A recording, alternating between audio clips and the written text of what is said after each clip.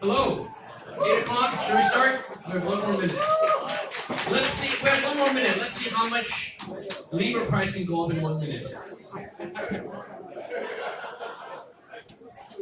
What's Libra trading at today? Anyone know? Anyone take a guess? What is Libra price trading at today? What is Bitcoin trading at today? 11,800. 10,000, 11,800. We'll see how much Bitcoin price can go in seconds. Okay, let's start. So my name is Bobby Lee. I am very excited to be here. First time at this venue. Thank you, Richard, and the organizers of Crypto Monday for organizing this wonderful event. My background is, of course, with BTC China, BTCC. I was co-founder. I was CEO of BTC China for many years. And then I sold the company last year. So don't ask me anything about BTC China or BTCC. Okay, I'm here to talk about Libra and Bitcoin. What are the interesting things of how Libra is the same or different from Bitcoin? And also, I want to secretly also tell you about my investment advice for Bitcoin. They didn't want to put that on the flyer because I think investing in Bitcoin is a taboo topic in China. So technically, you did not hear anything from me about that. Is that okay? Okay. All right. So let's do a quick survey on Libra. I assume. So by the way, great job, the previous panelists. You guys did a great job explaining and talking about Libra. So now that you guys are all well versed in Libra, let's take a quick survey. Is Libra good? Just raise your hand. Who thinks Libra is good? All right, only 15 people. Who thinks Libra is bad? All right, only 7 or 8. And the rest of you are either asleep or you think, who thinks Libra is ugly? The good, the bad, and the ugly. Okay, just, wow, 5 people think Libra is ugly. Okay, I actually think Libra is great. Okay, that's my official line. I actually think Libra is great. Does that surprise anyone? Yes. Yes? People know me as a Bitcoin maximalist. I'm a Bitcoin bull. But I actually think Libra is great, and I'll tell you why, okay? So, over the years, I used to, and I'll tell you the truth, I used to dislike and hate USDT. Okay, how many of you own USDT? Tether. I used to dislike it, I actually not think much of it, which is why for the longest time our exchange didn't support USDT. But over the years, I've come around and I've actually come to understand and like USDT a lot. Okay. However, I still don't own any. I don't own any USDT, but I think USDT and stable coins are a great contribution to the crypto industry we have today. I think they're a critical part of the ecosystem. I think they're great. I think a lot of exchanges use them. Many exchanges now, especially in China, all utilize USDT, Tether, and stablecoins. And the reason I bring up USDT and stablecoins because Libra is very much like that. Okay, so USDT and stablecoin has actually allowed me to understand Bitcoin better. Okay, so I've been in Bitcoin since 2011. So it's been over 8 years since I first mined my Bitcoin.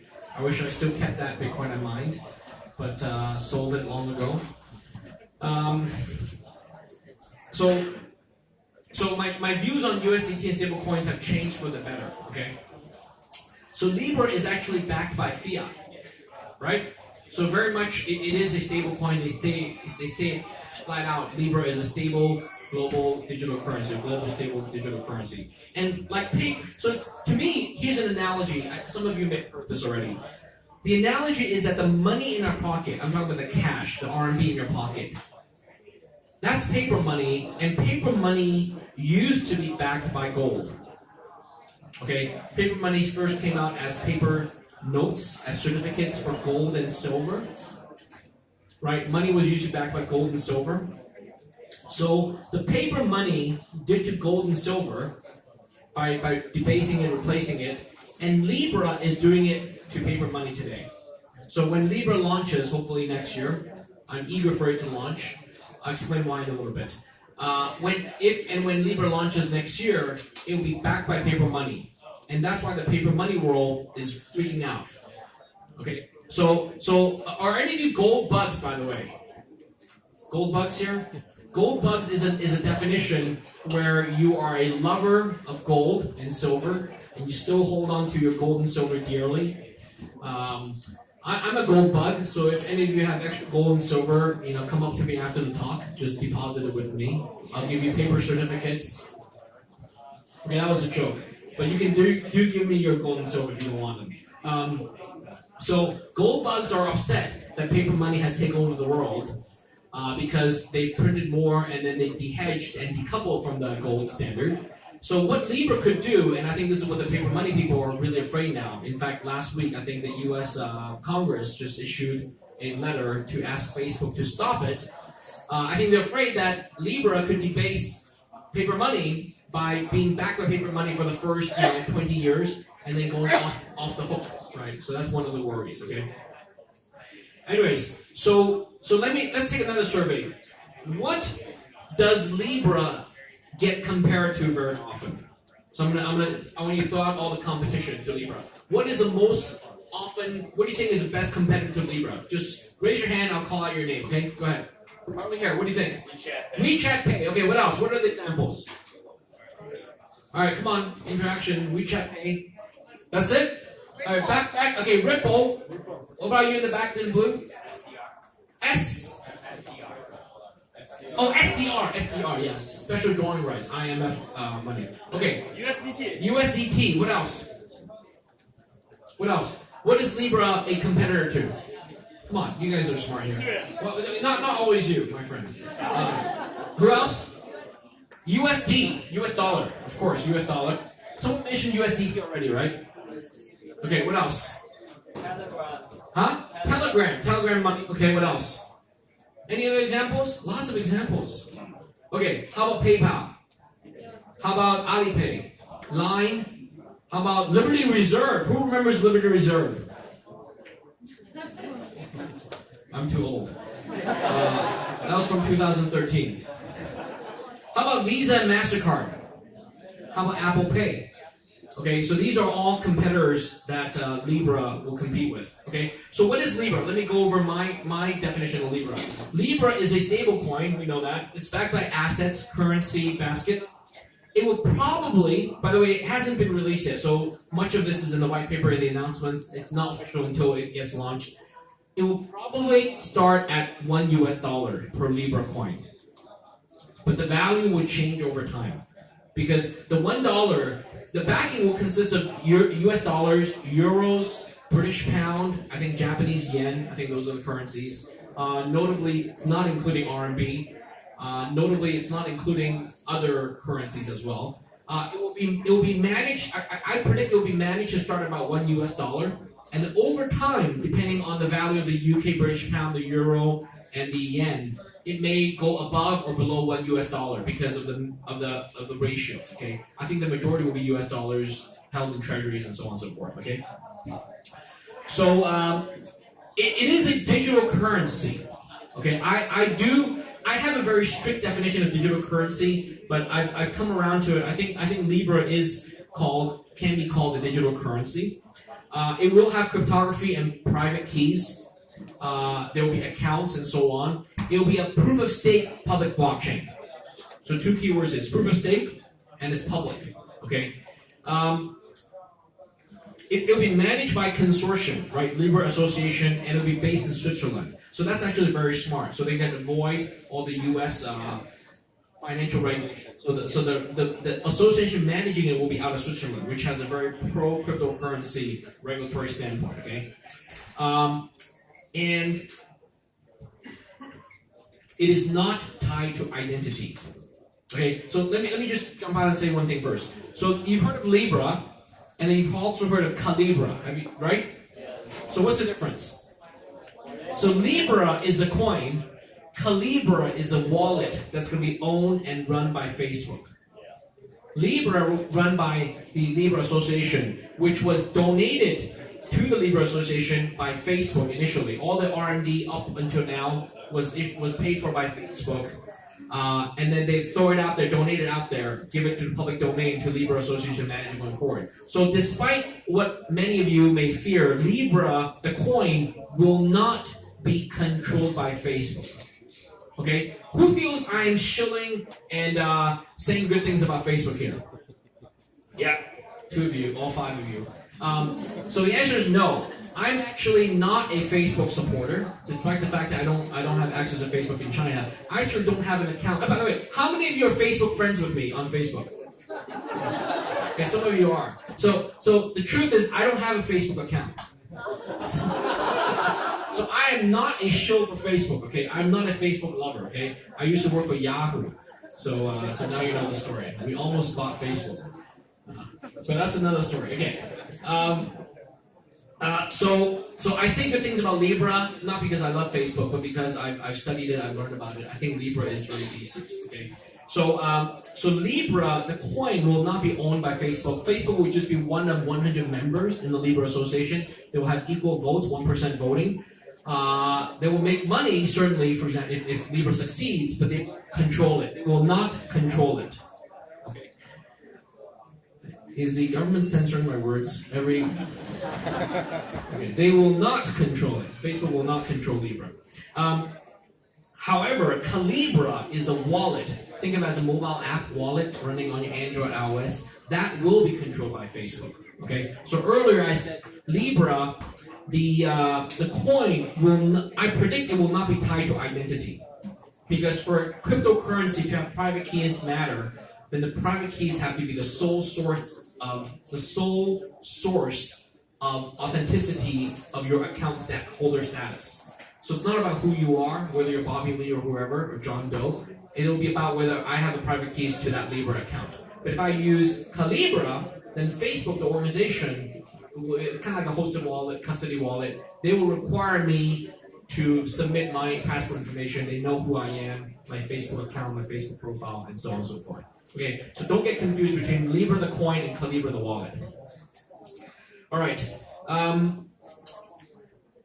So some people have said Libra is actually more like a security, right? What's a security? A security is an instrument that's based on something else, right? Think of it as a stock certificate. A stock certificate is a security, okay? Because you own the stock, which is shares of a company, which has ownership shares and dividend rights and earnings rights and so on and so forth, voting rights. A real estate title could be a security. A loan agreement, that's a security. You owe the bank, when you borrow money from the bank to buy a house, or when you borrow money from the bank to buy a car, the bank makes you sign a loan agreement, and that is a security the bank holds. That they know that you promise to pay them back over time. So it always has a backing, right? A security is backed by something else. So for the longest time, people have criticized, and some people still do, have criticized that Bitcoin should not be worth anything because Bitcoin is not backed by anything, and because Bitcoin is not a security. How many of you still hold that belief? That Bitcoin should be worthless because it's not backed by anything? Okay, no friends of Lang Xianping here, huh? Okay, all right, good. Yes, he, 5 years ago, this is some Chinese TV host. 5 years ago, I debated with him on TV, and I asked, I asked Mr. Long, I said, if you think Bitcoin is worthless, would you accept it if someone gave you 100 Bitcoins? He's like, oh, no, I will not accept 100 free Bitcoins, because it's worthless, he said. Well, too bad, 100 Bitcoins today is worth how much? Over $1 million. Yes, not bad. Okay, so where am I? I lost track. Mr. Lang Xianping.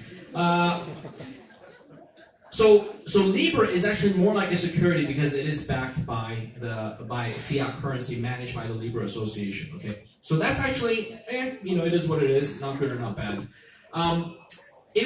Now I'm going to start speaking controversially. Okay, you guys ready? Tell me if this is controversial. Okay, then we'll know if we're on the same side. Okay, Libra will be great for payments. Okay, it will be great for payments. in many ways, it'll be better for payments than Bitcoin ever will be. Okay, is that controversial? Roger Ver here? Not enough, not enough. Not controversial enough? Or, More. give me more, okay. So Libra will be great for payments. It's actually great for global payments because over the years I've come around. I've been holding, learning, and buying for Bitcoin for the last 8 years. And I'll tell you, I've gone through my journey of understanding Bitcoin. It has its ups and downs. And at some points in the past, I was shilling that Bitcoin is great for payments. Bitcoin is great for payments. But the reality is Bitcoin is not so great for payments because the value fluctuates too much. Even though I was trying to convince people that it is. But now I've come around, I think Bitcoin is not great for payments because the value fluctuates. Because payments today, we still live in the physical world, which is still very much tied to the fiat currency. In China, it's the renminbi. In other worlds, it's the euro or the US dollar. So in many ways, Libra will be actually a rival to USDT, okay, to Tether stablecoin, all the other stablecoin variants, USDC, TUSD, I don't know, all the different kinds. Bitcoin Cash, Ripple, will be a competitor to Visa, MasterCard, Apple Pay. Okay? And of course, WeChat Pay, Alipay, all that, Line, Telegram, and all that. Regulation will be very tricky. Regulation will be very tricky for Libra. And it's actually a lot of fun for me to say this because it just goes to show that the cryptocurrency cat is out of the bag. Okay? Now that we have blockchain technologies, I don't care if it's proof of stake, proof of work, now that we have peer-to-peer blockchain technology, this genie cannot be stuffed into the bottle anymore. So it's out there. Companies like Facebook can launch and propose and launch Libra, and there's nothing governments can do. They can send a letter, please stop. But once Facebook puts it out there, it's its own thing. You can even fork it and launch your own Libra and stuff like that. My point is that it'll be very tough because Facebook will truly have no control over it. If the government says, Facebook, please stop, they're like, oh, I've already stopped. It's already on its way. Okay? So it's already been given birth in some sense. It's already its own thing already because it has its own association, has its own budget, it's out of Switzerland, it's beyond the reach of the US government controls and all that stuff. And many countries should be worried, will be worried, and currently already are very worried and concerned about Libra. Okay, you wouldn't believe how many countries are really, really worried about this. Because, in fact, they're a little bit more worried about Libra than they are with Bitcoin. Because Bitcoin was this nerdy thing where only a few people knew about it. With Libra, Facebook, they've been sent it to all of, 2 billion users in Facebook, and all the other companies, 100 companies. So Libra will really get the mass consumer, mass market attention, and it's a true cryptocurrency with digital keys and all that. It's going to really worry the existing incumbents. You'll notice that all of the competitors I told you about for Libra are not in the Libra Association. Visa, MasterCard are not going to join the Libra Association. Maybe they are. Are they? Someone tell me. Okay, so they're probably going to use a coin on the network, but it's gonna compete with Visa, MasterCard in terms of their 2% merchant transaction fees. Okay, it's going to compete with Apple Pay. It's going to compete with Ripple, with USDT. It's going to compete with WeChat Pay, Alipay, and all the payment networks. Because today, if I'm a company, let's say I'm this bar restaurant, if I want to accept payment other than cash, I have to sign up with a payment provider. Correct? With Bitcoin, with USDT, and with Libra, I don't have to sign up with a payment provider. I can just set up my own open source wallet and just accept Libra payments, just like Bitcoin Cash, USDT.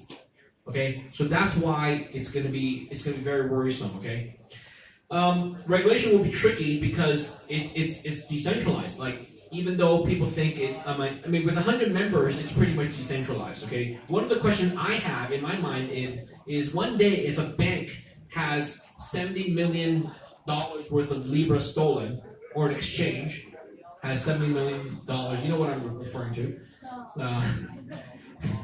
If an exchange has $70 million of Libra coins stolen, will the association reverse the transaction and give it back to the exchange? That's a great question. I don't know. What do you guys think? Should Libra Association give back the $70 million to the exchange?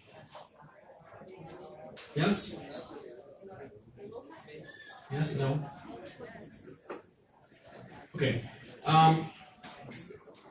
Okay, so the countries who are very concerned include the US, of course, China, India, Russia. A lot of the countries are very concerned. I think European countries should be concerned too. Probably Switzerland is not very concerned. They're very pro-money, okay? Pro-privacy, pro-money. Okay, so the real worry is that Libra, if truly successful, it could overtake and upgrade the money system today as we know it. It will upgrade the money system. It won't change the money system, but it will upgrade it to a crypto standard where people can now pay each other using crypto elements, cryptography, signing of transactions rather than physical paper or rather than relying on a third party to make the transfer. Okay, so that's what Libra can do. Okay, so now back to Bitcoin. I think Libra is a completely different animal than Bitcoin. Very different, okay? So let's talk about Bitcoin now. With Libra coming out, it makes it even more clear to me what Bitcoin is and why I like Bitcoin. Okay? So before we get into Bitcoin too much, how many of you here are Bitcoin fans? Yes? Own Bitcoins? Yes, a lot? Okay, put your hands down. Now I want to ask the real sensitive question. How many of you already sold all your Bitcoins? Have any of you who have zero holdings, who used to have more holdings? You know who's the most famous person for having sold all his Bitcoins? Who? What's the name? In my mind, the most famous person did it in 2010. Laszlo. Apparently, he didn't just buy one pizza. Apparently, he bought like 3 pizzas, each for like 100,000 Bitcoin. Okay. Anyways, so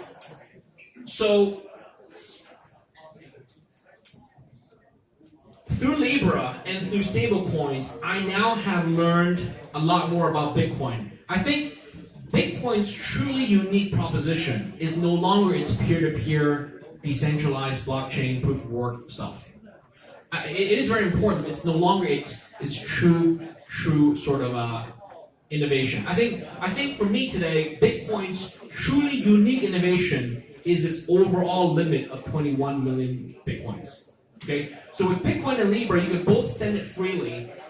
When I say freely, not as in no cost, but as in freedom. You can send it freely without a third party, okay? You can send on the blockchain, proof of stake, proof of work. But the true difference is that Libra is backed by the fiat currency, so its value will always hover around $1.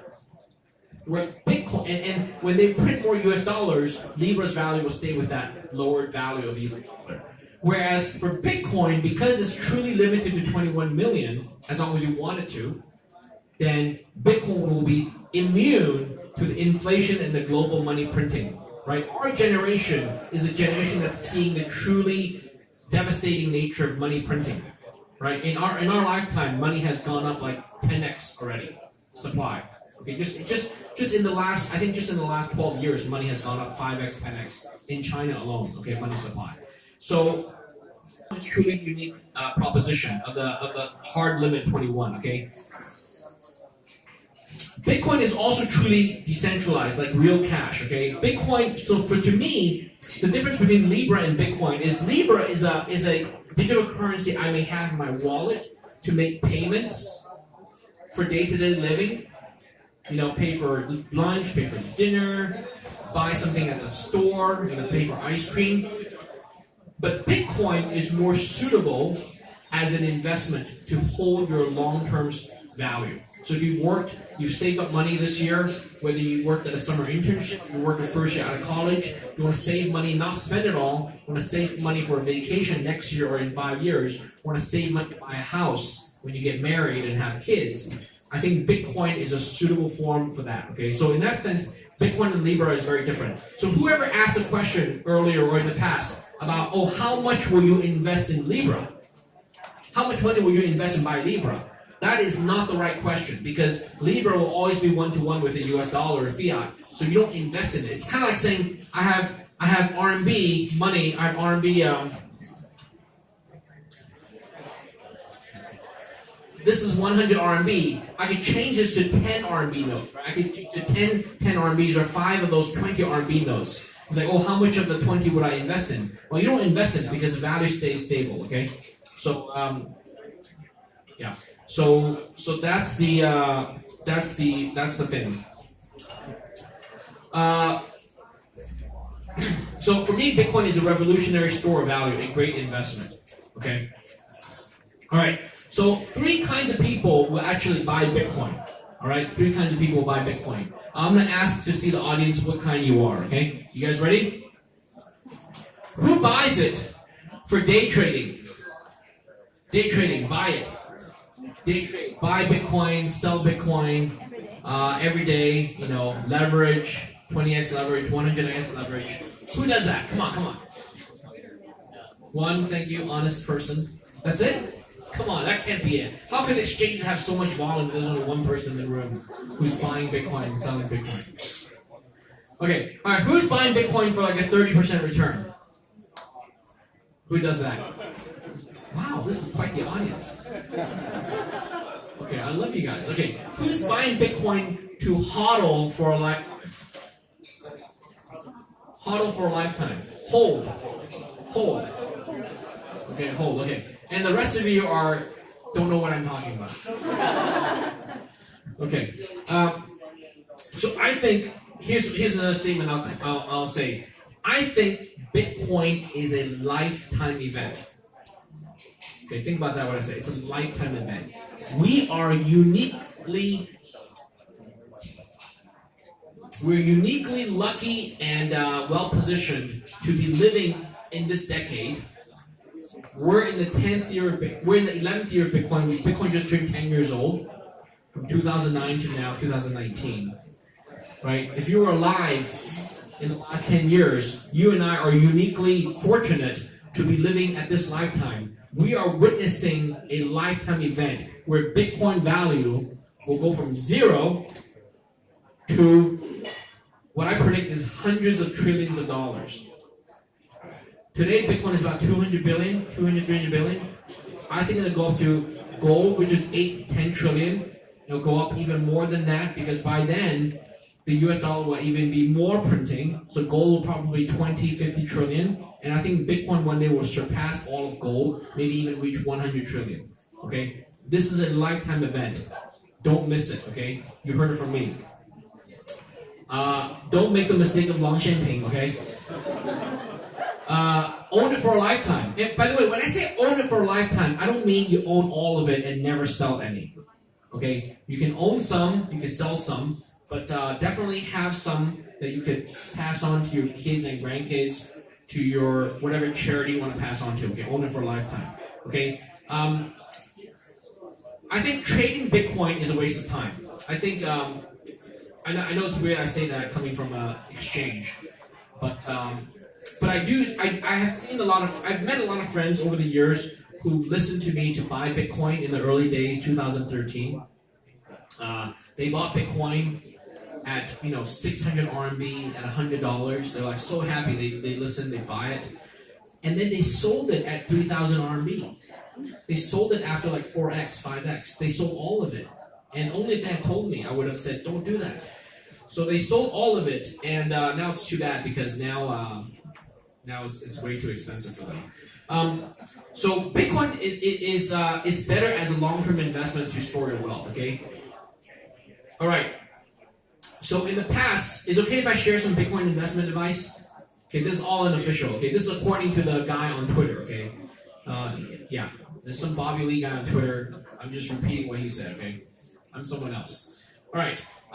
The four top mistakes I think for Bitcoin investment are: number one is, by the way, round of applause if you made this mistake. Indecisive to buy. When you first heard of it, you weren't quite ready to buy it yet. Indecisive, anyone? Yes? All right, clap of hands, okay. Thank you for your honesty. Yes, me too. I waited 2 years. I waited 2 years. I didn't buy until 2013. I got into 2011. I was like, oh yeah, let me mine. It was like $2. You know. Didn't buy any. Okay. The second mistake is not buying enough. Who made that mistake? Just you and me. Okay, we're not buying enough. And the third mistake is selling it after a small gain. Selling after 30%, 100% return. Okay, a lot of my friends did that. You know, you buy it at 600 RMB, sell it at 3,000. You'll make 5x. You're like, that's great. I made 5x. But they missed out from 3,000 to 80,000 RMB today. Okay? And the fourth one is sell it during a panic crash. Right? Lots of panic crashes, especially in China. So if you sold your Bitcoins in a panic crash, just remember not to do that in the future, okay? So some more insights, okay? Here's some more insights I want to share with you. This is very important. How many of you have actually had Bitcoin stolen from you, or you've lost it at an exchange, or you've lost it because you lost a private key or your hardware wallet? Yes? Several of you, thank you for your honesty. If you have lost your Bitcoin, okay, both for the people who raised your hands in the past, and if you do lose some Bitcoin in the future, here's the one. If there's only one thing you want to listen and remember from this talk, is this, okay? If you ever lose Bitcoin, always try to buy it back at today's prices, at the price when you lose it. That way, you lock in your loss. Okay, I have a real friend who lost 2.5 Bitcoins 3 weeks ago. He had an Electrum wallet, he got phished. Electrum wallet got phished. Phish. He lost 2.5 Bitcoins. Okay, that's a lot of money. That's over $25,000 US. Over $150,000 RMB. Every day. Right? So I told him, buy it back.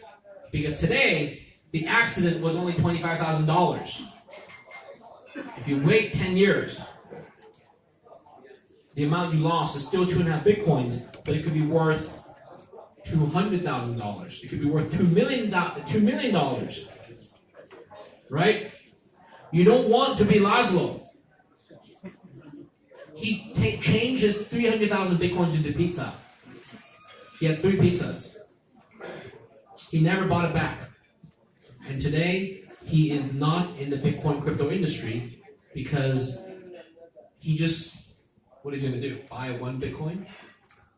You know what I'm saying? So if you ever lose Bitcoin in the future, don't forget to buy it back. I don't care if you're an individual, I don't care if you're an exchange, I don't care if you're a business or your wallet service provider, whoever you are, if you lose Bitcoin, you should always buy it back. Because Bitcoin is a long-term rising asset class. And if you lose it, you know, shit happens. Sorry to hear you lost it. But don't make that mistake grow by not owning the Bitcoins you should have owned. Okay, make sense? And then, next piece of advice is, if you do sell Bitcoin, never ever sell all of it. If you ever sell Bitcoin for profit taking, to buy a car, to buy a house, to buy a Lamborghini, to buy a pizza, never sell all of it.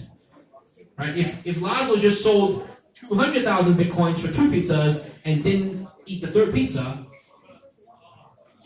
he'd have 100,000 Bitcoins today. Right? So if you have 3 Bitcoins, you sell 2 Bitcoins to buy a Lamborghini, don't sell the 3rd one. Okay, make sense? This is very important, okay?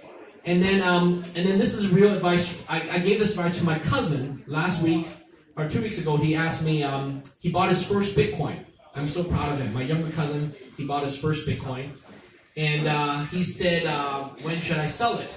I told him, don't sell all of it. What we can do is I told him, and this is what I told him, okay? So this is not advice for you guys. This is not professional investment advice. This is just what I told my cousin. Is that fair? Okay, I told him, sell 25% after a 5x return. So the price goes up 5 times, sell 25%. So you got about $10,000. I said, when it reaches $50,000, you can sell a quarter of your Bitcoin.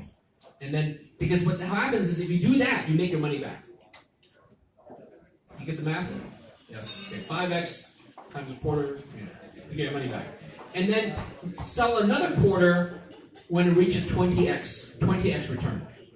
So that would be $200,000. I think the next peak will reach $200,000. Okay, and then sell another 25% when it reaches 100x. 100 times the price you bought in at. Okay, and then finally sell the final 25% if it reaches 500x of your original investment value. Okay, 500x is a lot of money. Okay, but there are plenty of people who have already made 500x on the return. Okay, if you don't do it, let your children do it. Right? Pass it on to your children. Let them sell it for 500x return. You know. So have a long-term horizon, 5, 10, 20 years. Not 5, sorry, 10, 20 or more years of horizon. What else? Some more insights. So today, these days, I just told my colleagues recently that we are at the half peak now. The half peak today is around $11,000, $12,000. We're at the half peak of the peak, which is $20,000, right? And half peak is important because once you've reached the half peak, it'll stay in half peak for a few months, for some time. You can stay there for a long time. But the next peak will usually be a huge jump up from the half peak.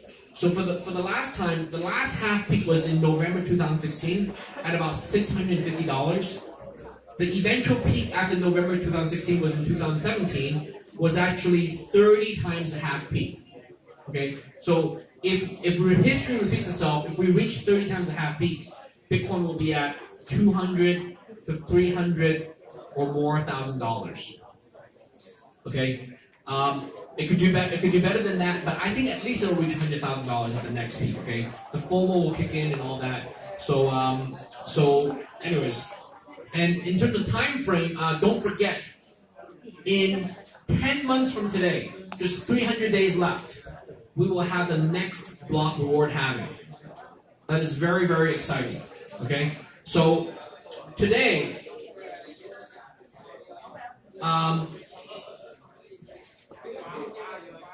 Each day, the world produces 1,800 Bitcoins.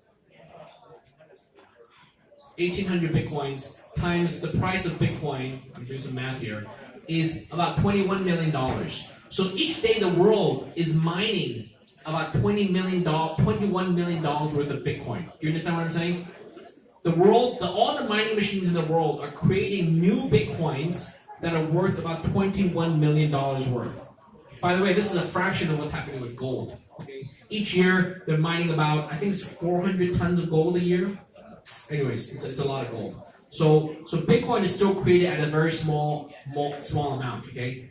Next May, the Bitcoin output will reduce from 1,800 to just 900 Bitcoins a day. So if the world is spending $21 million into 900 Bitcoins, each Bitcoin is worth $24,000, just from that kind of math. Okay, so obviously it won't be exactly like that, but each block halving has a huge, and people ask me, this is one of the things people don't understand. A lot of you, not you, but a lot of people outside who don't understand Bitcoin miss out on the point about the block halving. The block reward halving puts a huge price pressure on Bitcoin because of all the mining infrastructure in the world. I predict next year on a daily basis, more than 21 million will be going to mining per day. And in that sense, there's a geometric increase. So the price of Bitcoin, there'll be a pressure for it to go up even more than that. Okay, so I'm very excited. Next May, we'll have we should celebrate block reward halving, see where the price is. So the peak. The run-up could be before and after that, okay? 6 months before and after that. All right. Okay, that's it for my prepared remarks for Bitcoin. I want to take some open questions from the audience. And some people already asked me questions in the WeChat group. So I'll take the first question in the WeChat group, and then we'll open up for questions, okay? The rules will be this, okay? I'm going to have you raise your hand. The first person to raise your hand, I'll let you ask the question first, okay? So as I answer this question, raise your hand, stand up so that I know who's first, okay? Ready? The first question was, what major impact does Libra have on the crypto industry? Will it garner more global attention?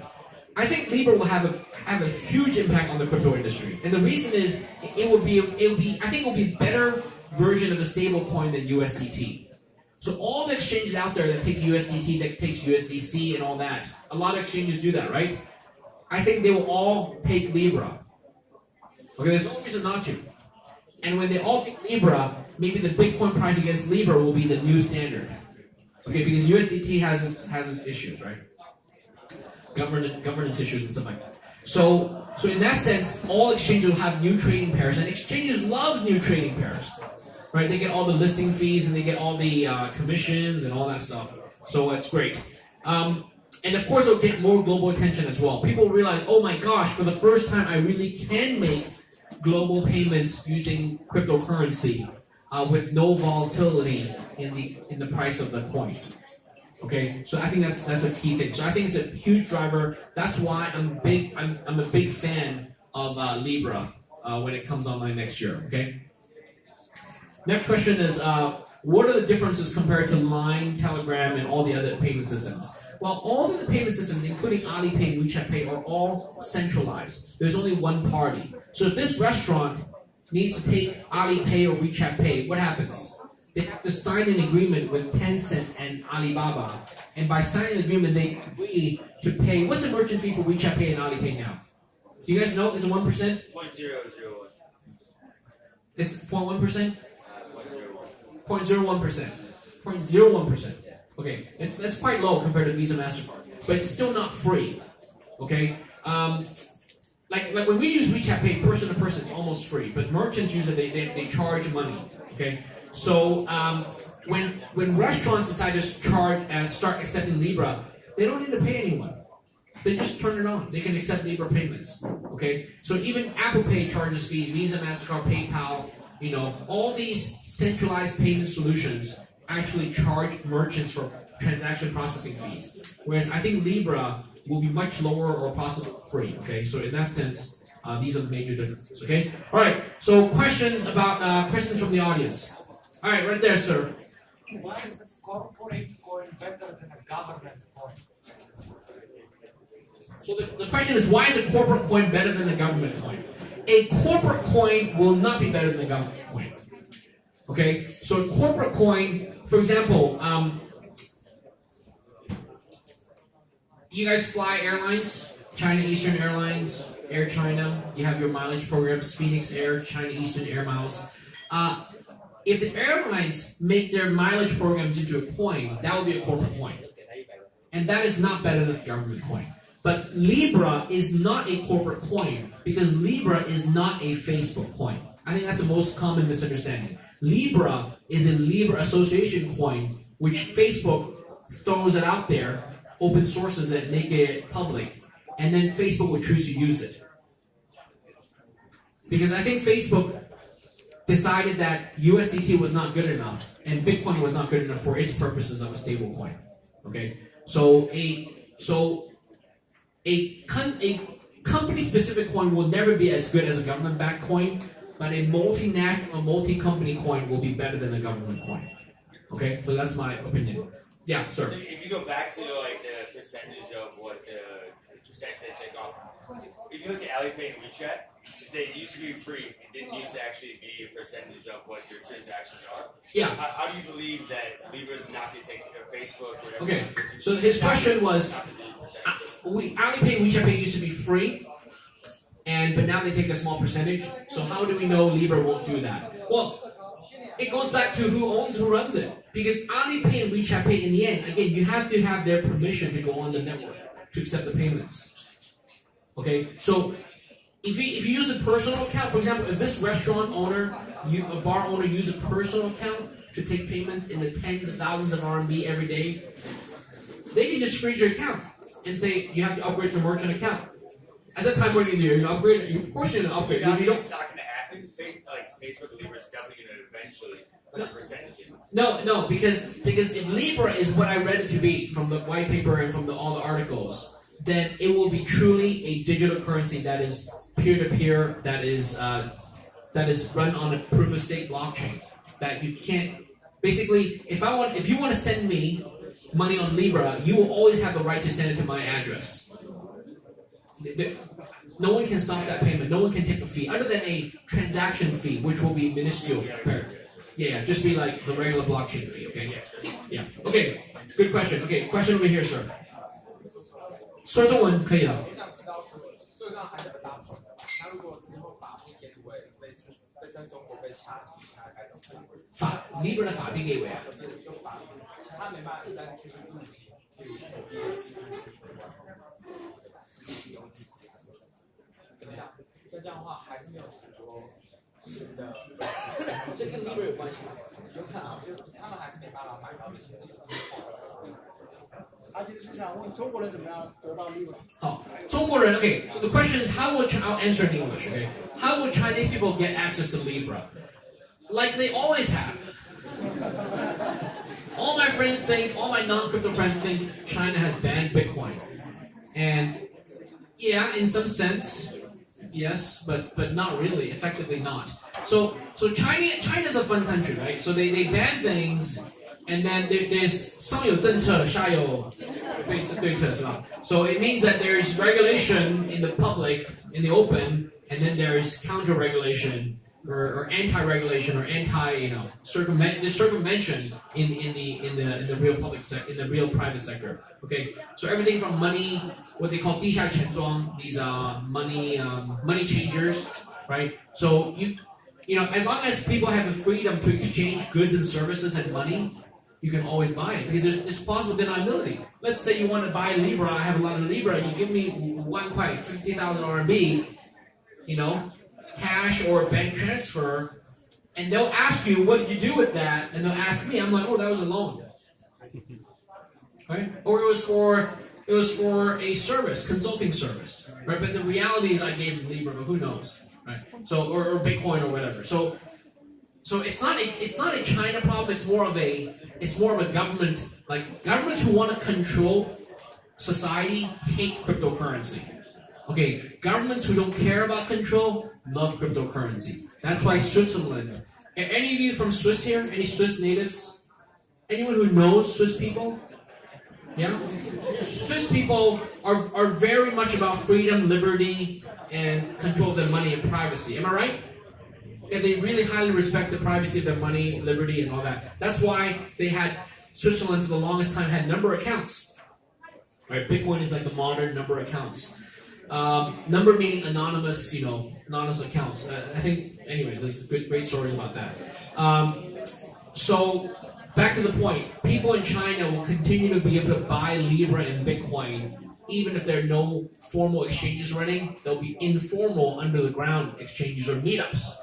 You'll see people lining up in People's Square. Okay, I'll sell Libra, I'll buy Libra at this price. And then they make the payment over WeChat or over a bank transfer. Okay, so that's always the case. That's how you buy Bitcoin today, right? For those of you who don't know, in China, how you buy Bitcoin today, you find someone who's want to sell you Bitcoin, you send to them your RMB, they give you a USDT credit on an exchange account. You go to the exchange, you see the USDT, you buy into Bitcoin, and you're good to go. Okay? All right, next question. Yes? Do you think Libra is more helpful or meaningful for the unbanked population? Like people living in developing countries rather than the people living in developing countries? Yeah. So the question is, do I think Libra will be very helpful and useful for the unbanked, from the people in the developing countries like Africa, in third world countries, in South America, in certain parts of Asia and stuff like that? I think yes. I think today they're unbanked because bank accounts are high burden. It's like M-Pesa, the money they use in Kenya and East Africa. So you don't have to have a bank card tied to your phone. Okay. So in that sense, Libra will enable that. Okay. Obviously, in that case, you would store the Libra, private key wallets onto your phone, or you could download and run Calibra from Facebook, or you can run these other Libra wallets. Many of the wallet makers will support Libra as well. So it's not just Calibra, but everything else. So it will help. All those unbanked, all those people in the up-and-coming countries, they will be able to use Libra to buy goods and services at the local stores, local markets, and also make international payments and remittances. Okay, that's been one of the big things. Like Bitcoin was supposed to tackle that, but I don't think Bitcoin has succeeded. How many of you make international remittance payments by Bitcoin here? Some of you do, yeah. I think Libra will be better for you in the future. I think so. But you should still hold Bitcoin if you want to invest and make more money from it. But in terms of payment, transfer value, Libra will be better for that. Okay, next question. Any other questions? Yes. 讲中文。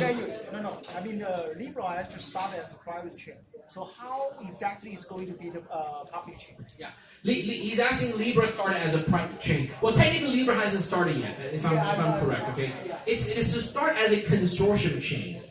So there's gonna be 10, 20, whatever, 50 members running it, 7 nodes, 15 nodes. Eventually there'll be a lot of nodes and stuff like that. So this is it's a sliding scale. It's not that it starts as private and then it becomes public. It's more like it starts as semi-public and over time it becomes more and more public. As there's more and more nodes, as there's more and more, then no one can go and corner the market. Do you believe it is a technical? I believe that's possible. I do believe that's possible. It goes back to, again, I believe it's possible. I don't guarantee it will happen. That's why my question earlier, if an exchange loses $70 million worth of Libra, will the exchange have the ability to convince Libra Association in Switzerland to reverse that payment? I don't know. Okay. So Right? still the question mark. It is a question mark. So if you hold Bitcoin, you're safe. Yeah. But if you're into like Ethereum Classic, how many Ethereum Classic fans here? Are you still holding on to your ETC because it's like... Or for example, about the EOS. Yeah. It is also private chain. It's never going to be the public chain. Yeah, I don't want to offend... I'm sure there's a lot of EOS people out there, right? I don't want to offend too many I people. don't think so. Are you in US? Really? Yeah. It's kind of like that. It's kind of like basically EOS goes from small to big public. Yeah. So Libra will be like that as well. Okay, question, gentleman in the back. Yes. If Bitcoin started with only 10 nodes, Go what? 10? if Bitcoin get only 10 nodes when it started, and from that point on, if you want to open up a node, you need to get out by those 10 nodes. Would that be sufficient decentralization of Bitcoin?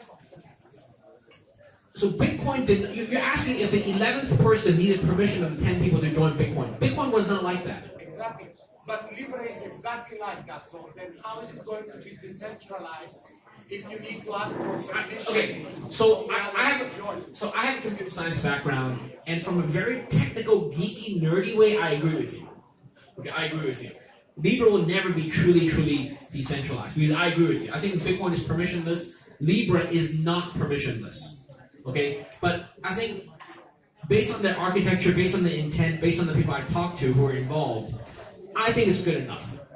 I think it's good enough. It's certainly much better than US dollar and the Federal Reserve and the Euro and the Chinese renminbi and all that. So I think it will be good enough. It's certainly much better than WeChat Pay, Alipay, and PayPal. That's sort of my point. Okay, it's much better than the current status quo.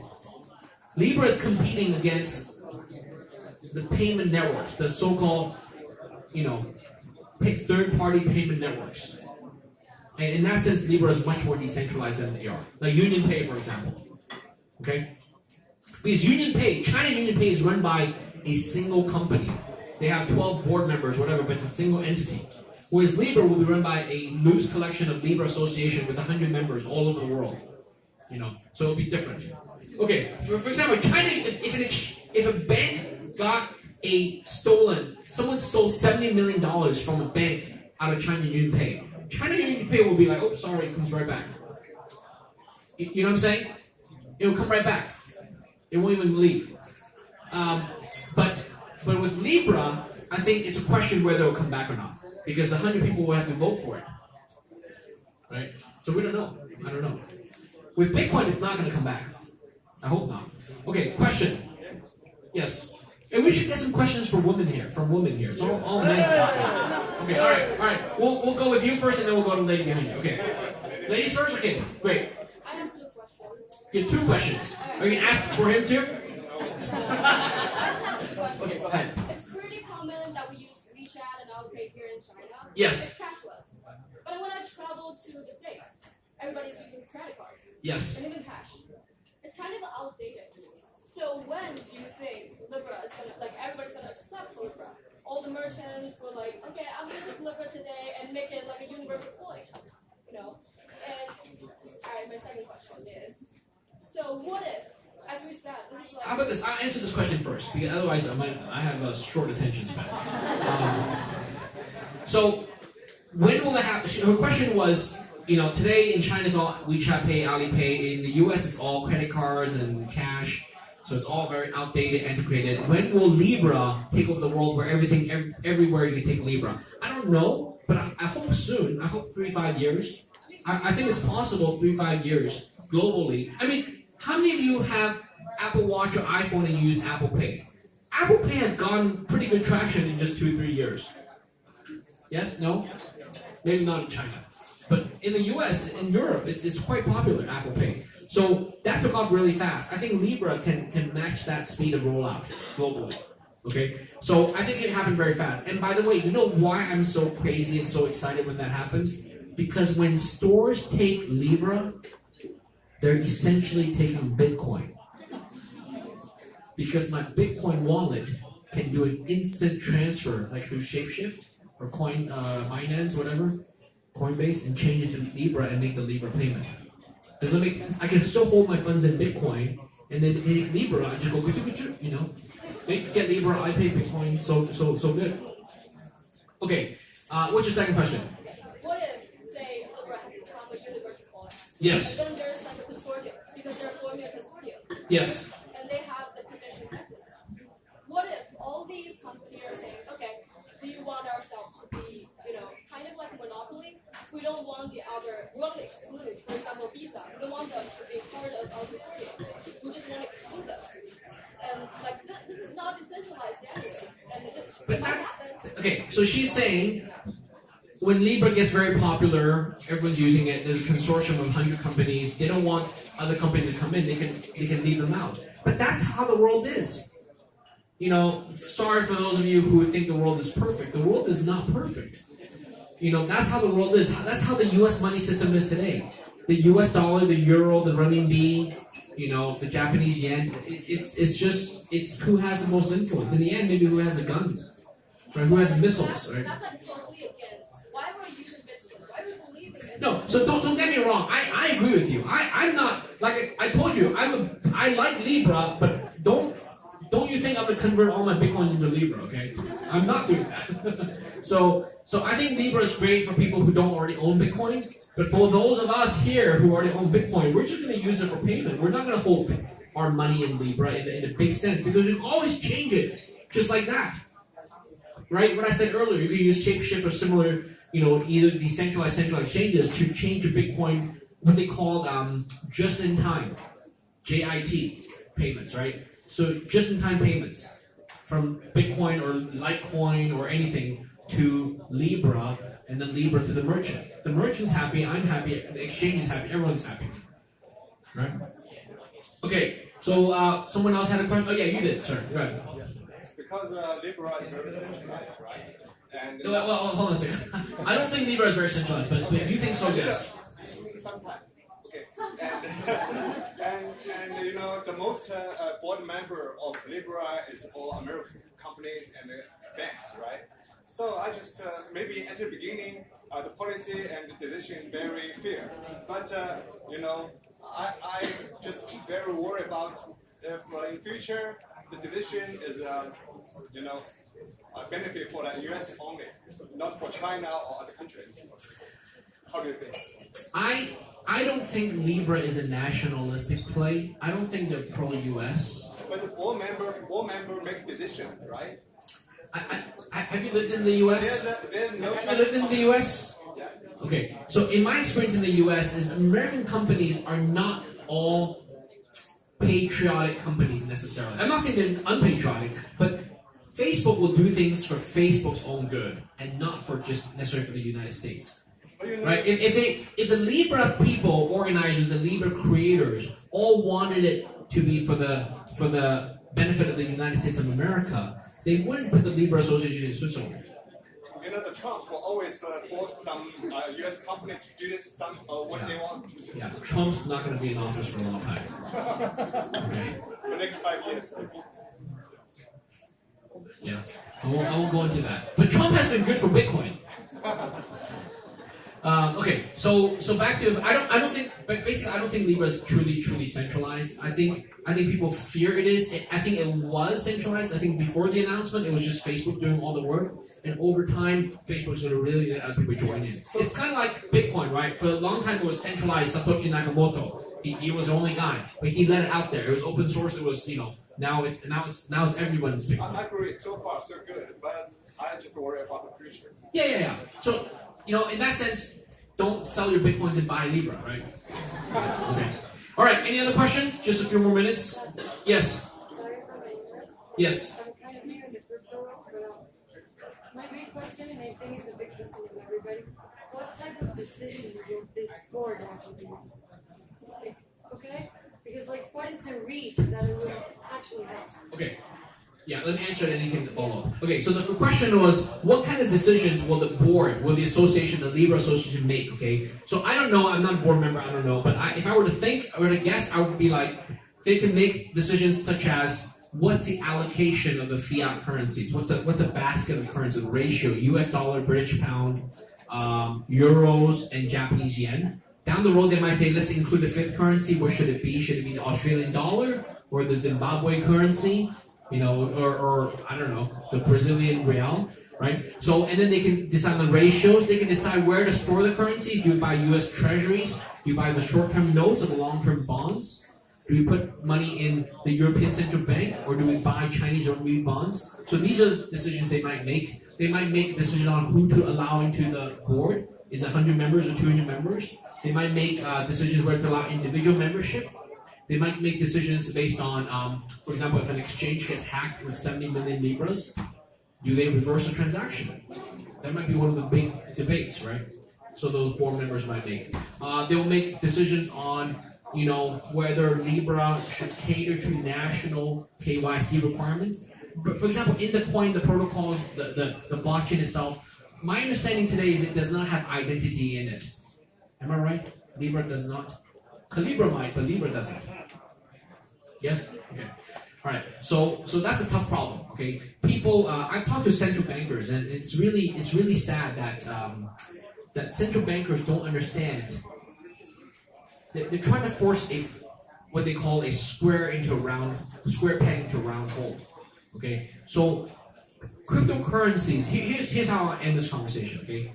The reason why cryptocurrencies is truly freedom of money is because the ownership proof of your cryptocurrency is not who you are or what you are or some piece of paper. Rather, it's information. It's just a private key that you have.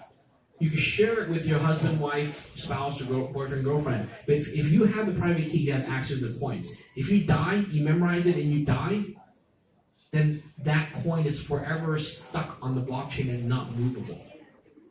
Okay, so by definition, it's freedom of money because there's no identity tied to it.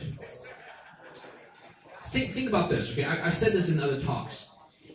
Many countries, many central banks want identity tied to things, okay? Like today, WeChat Pay, there's identity, right? Bank accounts is identity.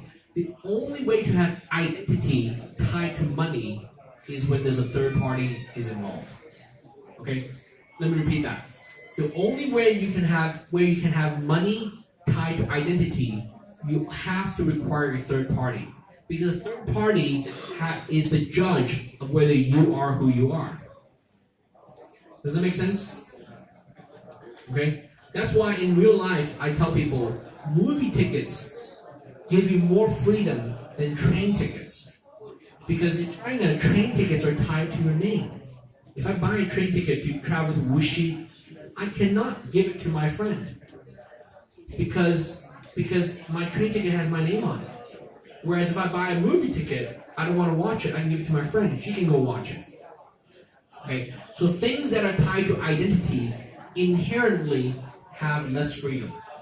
It's counterintuitive. Things that are tied to identity inherently give you less freedom. Any of you own real estate or own a car in China? Some of you? So if you do, there's a certificate that says, you own, the city of Shanghai, the country of the People's Republic, country of China, the grand city of Shanghai, the so-and-so, you are certified to own this real estate property at so-and-so address. That piece of paper, when they give it to you, you think it's freedom. It's not. It's BS. Because the fact that they give you this paper shows that they have the power to give you that sheet of paper. And they can take it back. And they don't even have to take it back. They can just, in the back, they can just cancel it. And you can't sell the house anymore. You can't sell the car anymore. Okay? So, whereas a movie ticket, if the movie theater gives you a movie ticket, unless they change the rules, at least you can give it to anyone else. You can sell it to anyone else. Right? So that's why things that are tied to names. I don't care if it's I don't care if it's airline tickets, train tickets, hotel reservations. Inherently bank account inherently give you less freedom. Okay, so that's why I'm a big fan of cryptocurrencies, because cryptocurrency, for the first time with Bitcoin, for the first time, we now have an asset class that is not tied to identity, that we can truly own, and I can give it to anyone I want, and I can keep it to myself, I can give it to my children, and no one will know and no one can care. Okay? All right, thank you very much.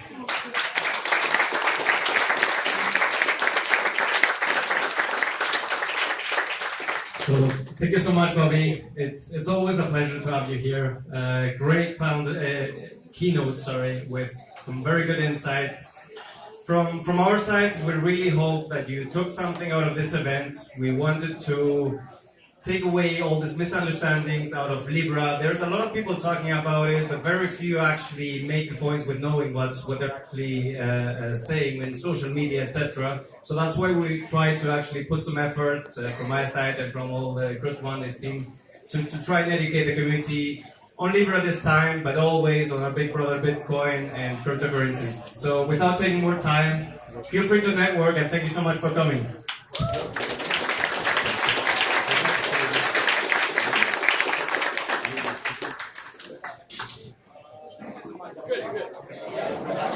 It's definitely dead. Oh, it's not dead. Yeah, I'll grab your WeChat. 1 second. Wait, let me just turn this off. Yeah, then you can give me the radio. Confirm. So far, I think India banned cryptocurrency totally, and Russia actually said that they won't ban Libra. And China, of course, there's no Libra for anytime soon. So basically, those are the biggest population countries. That's the attitude for now, which is quite negative. Sorry. I believe I remember the question was, if you have money right now, are you? Thank you. Yes. Are you going to invest in Bitcoin or Libra? I mean, I'm a speculator, so I would do. Sorry. I would like to invest in Bitcoin. According to our boss, Tim Draper, he actually made a new prediction. Actually, last year in April, he said the price will be 250K by 2022. That's what he said. So I mean, I'm a true believer of Bitcoin. I would do Bitcoin, but that's just personally. For fund perspective, I mean, in our funds perspective, we would love to participate, and actually, we're actually doing it right now. We're working on it. Tim Draper, he was talking with Facebook, I believe, Mark Zuckerberg. I don't know. He was talking with some guy from Facebook in April this year. So let's see. Hopefully, we can participate. That's it. Sorry. I think it just portfolio theory, right? So you invest in some stable stuff like Libra, and high volatile like Bitcoin, but don't forget that Bitcoin Cash, Bitcoin Satoshi Vision, and which one you going to invest, or Bitcoin only, right? The BTC one, yeah. And how about Ethereum and other stuff? So it's again. So if you are institutional investor or qualified investor, definitely portfolio theory, because Libra definitely can add liquidity, at least liquidity to your portfolio. I think they're expecting to make a stable coin, and they're gonna find their coin is gonna move much more than Bitcoin. I expect, just like the RMB moves down every year against the houses in Shanghai, and so does the euro and the dollar. This increased volatility towards the downside will continue? I think we will see something quite new grow from this. So comparing which one is the better investment is difficult to say. So what I mean with see something new grow out of this is that we will see more of these kind of consortiums, corporate consortiums, where the ecosystem and what you can use within the ecosystem becomes more important than if you can use it for an on-ramp or off-ramp. So the products become much more important. I don't know if you heard about Clayton. It's a project here in Asia that's run by Kakao in Korea, and LG is already onboarded, and Union Bank, Philippine Bank, is also onboarded. So that's going to be another big of these corporate consortiums. So I think we'll see a few of these pop-ups, and they will be quite powerful when they have user data, transaction data, and being able to act on that as well. And it could be interesting to see how states react to that. Excuse me, can I ask to turn the volume a little bit down on the sides? Hello? Thank you. Actually, I was being a little bit tricky with the question. I'm personally coming from the investment side as well, and I was not giving you the choice to choose both, but if they ask me, I would diversify with my portfolio. But yeah, anyway, this is pretty much the questions we had organized. I don't know if there's any questions from the public, from the audience. Would you like to raise any points? Would you like to comment? Think we were, or go deeper on any of the points we were having? We still have about 5 to 10 minutes before we have a short break. I see we have a newcomer here on CryptoMondays. What's your name, sir? Hello, my name is Dimitar. I want to ask you a question. So about the market of Libra. So far we have a couple of countries. Can you hear me good? Yeah. Okay. So we basically have China, India, Russia, and United States for the top 4 biggest countries in the world, which are probably not going to allow Libra at all to exist.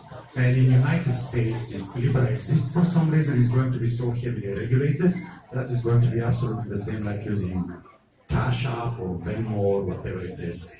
And then we have the small third world governments all over the world, in Africa and in South America, etc., where if they allow their citizens to actually start pouring their cash into Libra, they're going to lose absolutely any control over their own monetary policies. So you can kind of bet that if this government wants to stay there and still have some control over that country, they're not going to allow their citizens to put their money into Libra.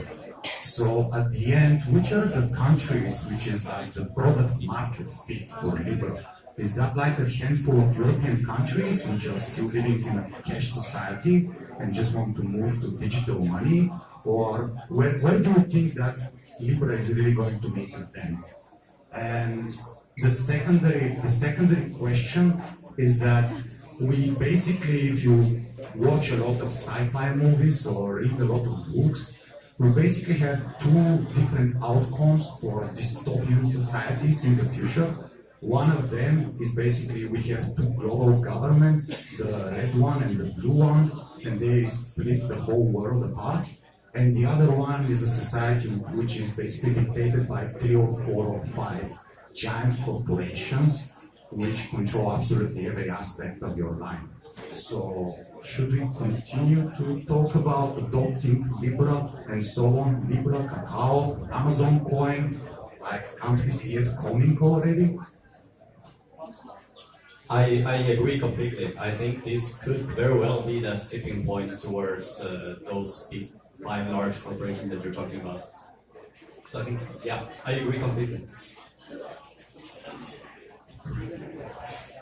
So I actually I disagree because I think what crypto is providing and what Libra will also provide is choice, right? So you don't have to use crypto if you don't want to, and you don't have to use Libra if you don't want to. So let's say Libra is crazy regulated and you as a crypto purist don't want to use it. plenty of people will. And I think Libra is just a new choice that people can use or not.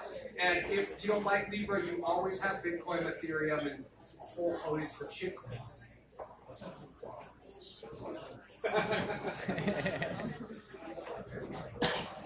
Does this answer your question? You know, Facebook is targeting all their users as a country. Yeah, Facebook is also a country with IDs, names, pictures, all kinds of fingerprint verifications, like the browser fingerprints. So they have a huge country, about the largest in the world.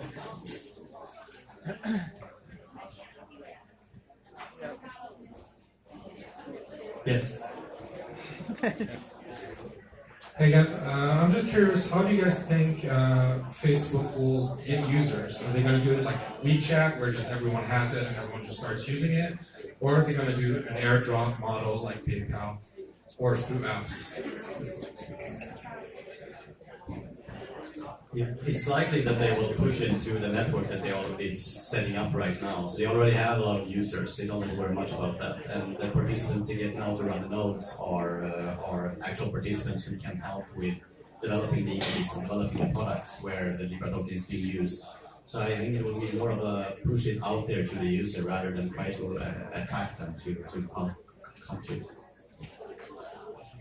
I just wanted to say that the Facebook developers meetup that they do every year will probably be called Libra developers meetup, and that's how they'll do it. Yeah, there will be a simple pay by Libra button everywhere on Facebook, as well as just like WeChat, there's a little command line, you can have so many functions in messengers, in Facebook Messenger. It's easy, difficult at all.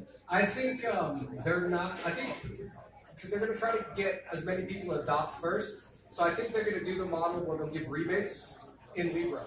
So let's say you take Uber, it's $20, you get $1 Libra in return. So that's how they're going to get Libra in the ecosystem. When people, if they naturally get it, now they're going to have 20 Libra, might as well spend it on something. It's going to get them comfortable. I don't think they're going to say, okay, now deposit money and turn it to Libra. That's a sort of hard barrier to get through. But if I happen to get 20 Libra from 10 Uber rides, well then I'll spend it on my next Uber ride. It's kind of off topic. I just want to mention something about Telegram. Telegram is doing the same thing, right? So they're also doing how to say, micro transfers, just like Libra. I don't know, it just came to my mind. I just want to mention. And about your question, I think maybe Facebook, they can, like, for example, when they do their e-commerce, they can say, hey, we just have Libra here, then everybody's going to use it. It's just very easy. They have such a big amount, user base. I believe, even though the conversion ratio is very low, they still have a lot of people using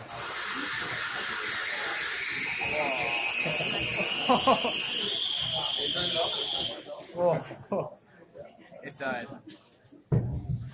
Okay. We would have time for a last quick question, if there's any. Do you want one? Can we do two, actually? Okay, pass, huh? Before that, I want to add on something for you because I want to share some stories about happening in China. Do you know how WeChat acquired users in one night beats the Alipay? They created a game. It's called Hongbao. It's a Chinese traditional game. So I think my Facebook might use some gaming stuff to send those pushing to the users. So, Harry, do you want a question? Actually, I'm sort of wondering if the consortium for Libra can come up with some tech companies or other big giant company from, say, Japan, Korea, or even China. Does that gonna sort of change your investment decision to to invest in Libra rather than Bitcoin?